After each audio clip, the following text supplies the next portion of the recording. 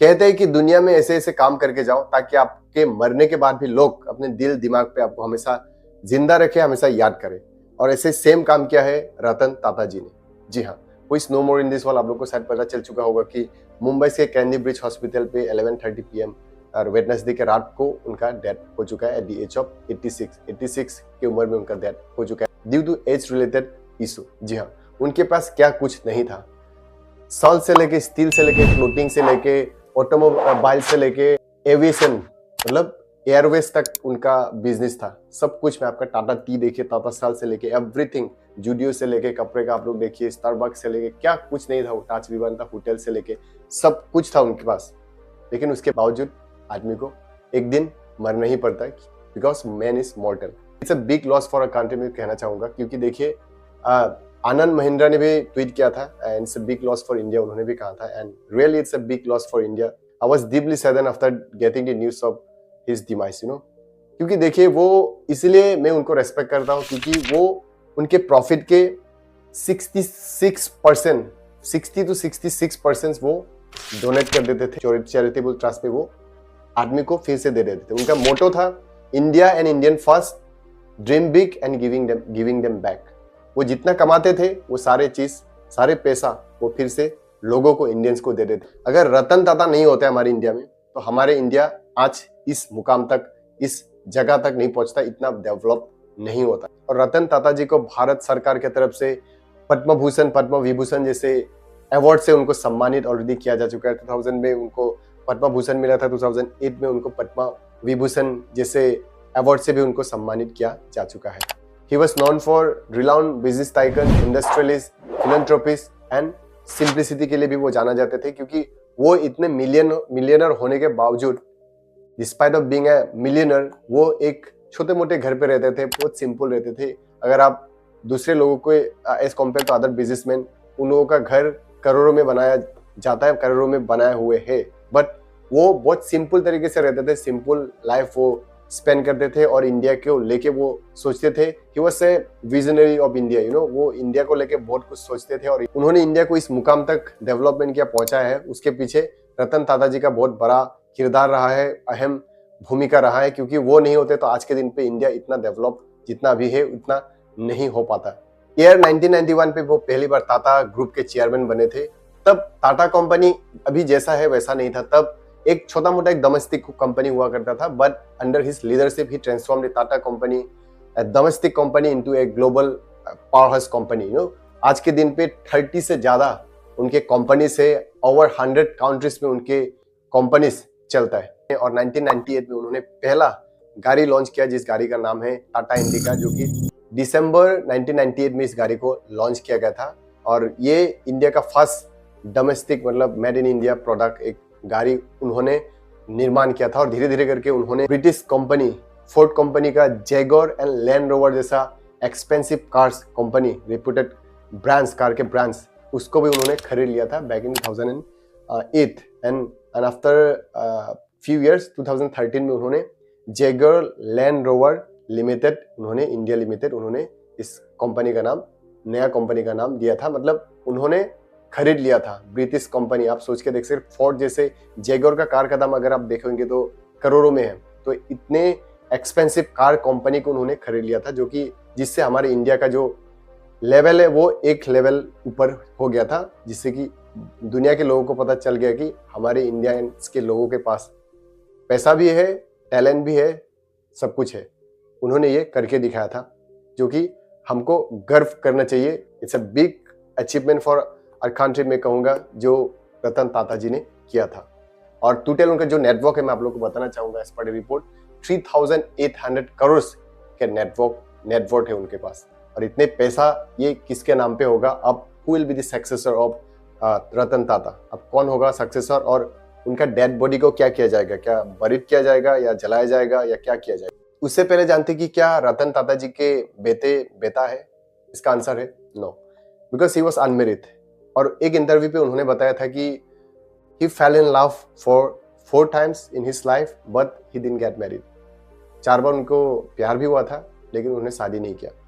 और उनका विजन कुछ इस तरीके का था कि एक्स्ट्रा ऑर्डिनरी एक विजन था। Even prime minister Narendra Modi ji ने भी ट्वीट करके, मैं यहाँ पे ट्वीट दिखाता हूँ, उन्होंने भी ट्वीट करके उनका जो कॉन्डोल्स उन्होंने प्रकट किया और उन्होंने बताया कि वो बहुत क्लोज थे, he was very close to Ratan Tata ji when he was the CM of Gujarat के जब चीफ मिनिस्टर थे तब he would meet him frequently. Tata ji के साथ वो उनके साथ बातचीत होता रहता था, मिलना जुलना होता रहता था। और प्रधानमंत्री मोदी अपना दुख प्रकट करते हुए कहते हैं कि उनका विजन्स इंडिया को लेके कुछ अलग ही था, नेक्स्ट लेवल पे था, एक्स्ट्रा ऑर्डिनरी था, क्योंकि वो हमेशा अक्सर कहा करते थे नरेंद्र मोदी जी को कि dream big and give it back.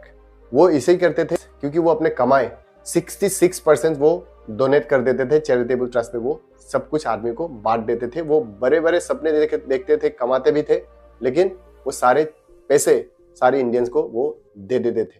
तो आप सोच के देख सकते कि उनका विजन किस लेवल का विजन था।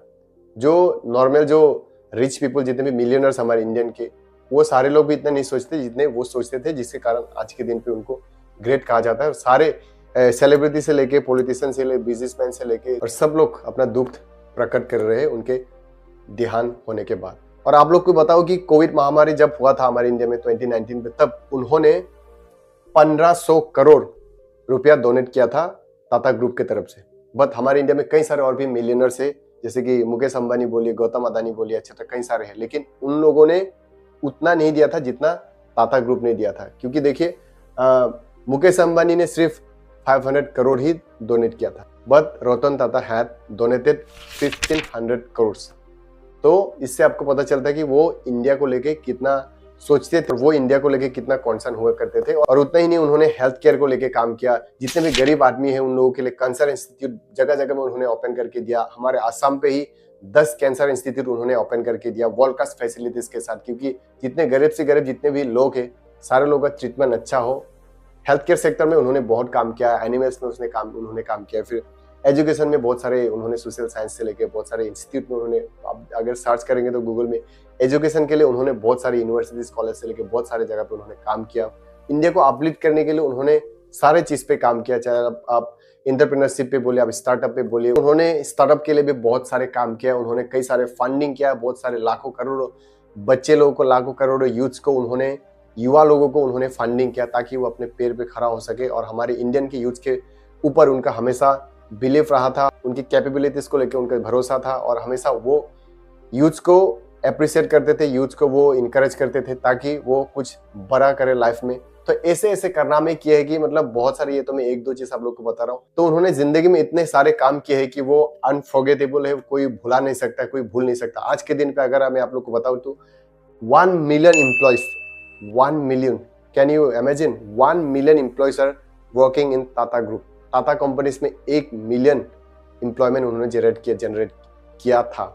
इससे ज्यादा हो सकता है, लेकिन ये अप्रोक्सीमेटली मैं आप लोग को एस्टिमेटेड इतना बता रहा हूँ। 1 मिलियन एम्प्लॉयज उन्होंने जनरेट किया, तो कितनी बड़ी बात है। आप देखिए, कपड़े से लेके आप वेस्ट साइड से बोलिए, आप जूडियो से लेके, ऐसे कई सारे सब, हर चीज में उनका बिजनेस है, हर जगह में उनका बिजनेस। मैंने कहा था कि 30 से लेके सॉल्ट से लेके, स्टील से लेके, क्लोथिंग से लेके, ऑटोमोबाइल से लेके, एविएशन, एयरलाइंस, एयर इंडिया, आप लोग को पता होगा एयर इंडिया किसका है, टाटा कंपनी के। तो ऐसे कई सारे उनकी कंपनी से, तो ऐसे उनके 30 से ज्यादा कंपनी से पूरी दुनिया में, पूरी वर्ल्ड वाइड में, over 100 countries. Now coming to the conclusion, who will be the next successor of Ratan Tata? इतने करोड़ों संपत्ति का मालिक नेक्स्ट कौन होने वाला है?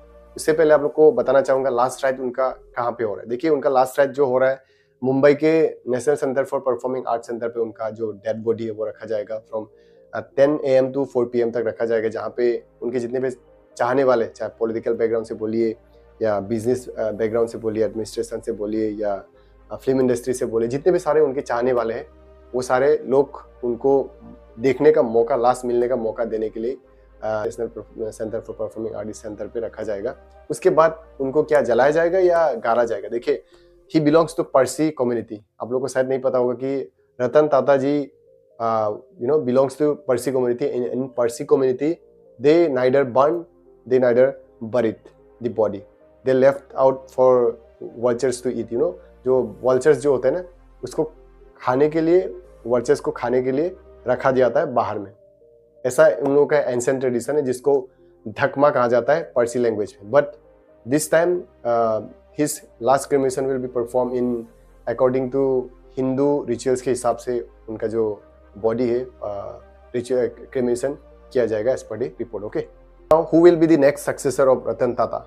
देखिए as per the report Noel Tata who is the half brother of Ratan Tata ji के हाफ ब्रदर है, वो एग्जीक्यूटिव मैनेजिंग डायरेक्टर भी वो रह चुके हैं टाटा ग्रुप में, तो उनको बनाया जाएगा next successor admin chairman of Ratan Tata, ऐसा जानने को मिला है। तो जब ये हो जाएगा उसके बाद ही पता चलेगा। लेकिन हमें और हमारे देश के लिए ऐसे शख्स, ऐसे इंसान के, ऐसे विजनरी आदमी का इंडस्ट्रीज का होना बहुत जरूरी है। ऐसे कई सारे इंडस्ट्रीज होना चाहिए ताकि हमारे इंडिया को डेवलप कर पाए, अपलिफ्ट कर पाए और इरिडिकेट कर पाए। जितनी भी पॉवर्टी है, जितने भी अनएम्प्लॉयमेंट है, उसको मिटा पाए। आप लोग को बताओ कि आसाम में जागी रोड पे सेमीकंडक्टर कंपनी यहाँ पे बन रहा है, जहाँ पे लाखों अनएम्प्लॉय लोगों को मौका मिलने वाला है, एम्प्लॉयमेंट देने वाला है, जनरेट होने वाला है। तो ऐसे आदमी जब होंगे हमारे देश में, तभी जाके हमारे देश का अनएम्प्लॉयमेंट, पॉवर्टी, जितने जो प्रॉब्लम्स है वो सॉल्व होंगे। एंड वो वन ऑफ देम थे और वो सबसे ज़्यादा देश के लिए काम करने वाले इंडस्ट्रियलिस्ट थे, फिलैंथ्रोपिस्ट थे। एंड मैं दिल से, तहे दिल से मैं कंडोल करना चाहूँगा उनके फैमिली को और उनके फैमिली मेम्बर्स जितने भी उनके चाहिए हैं। तो चलिए जाते जाते कहते हैं कि may his soul rest in peace. अगर चैनल पे नए हो तो चैनल को सब्सक्राइब कर लीजिए। अगर फेसबुक पे देख रहे हो तो फेसबुक पेज को भी फॉलो कर लीजिए, क्योंकि मैं ऐसे ट्रेंडिंग इन्फॉर्मेशन एजुकेशनल वीडियोस बना के लेके आता रहता हूँ। अगर सब्सक्राइब नहीं करते हो तो जितने भी मेरे अपकमिंग एजुकेशनल नॉलेजेबल वीडियोस होंगे उसका नोटिफिकेशन आप लोग को नहीं मिलने वाला है। तो जल्दी से सब्सक्राइब कर लीजिए। मिलेंगे अगले ऐसे इंटरेस्टिंग कंटेंट के साथ। So till then take care, bye, Jai Hind.